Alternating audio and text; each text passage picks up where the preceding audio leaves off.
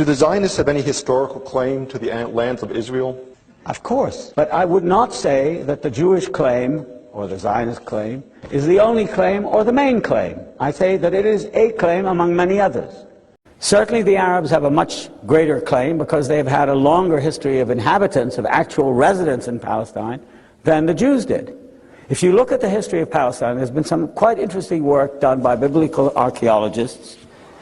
You'll see that the period of actual Israelite, as it was called in the Old Testament, dominance in Palestine amounts to about 200 to 250 years.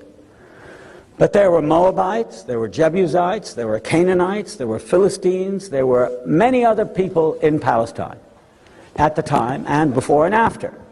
And to isolate one of them and say that's the real owner of the land, I mean, that is fundamentalism. Because the only way you could back it up is say, well, God gave it to us.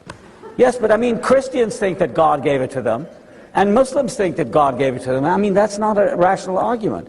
Nobody has a claim that overrides all the others and entitles that person with that so-called claim to drive people out. I mean, that's the point.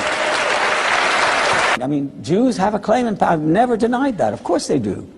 But is it a claim that can tell a Palestinian, well, you've got to leave this house because I mean, I got it 3,000 years ago. I mean, it's true I come from Poland or from Brooklyn, but I have a bigger right to this house than you do. So get out. I'm sorry, I disagree with that kind of logic.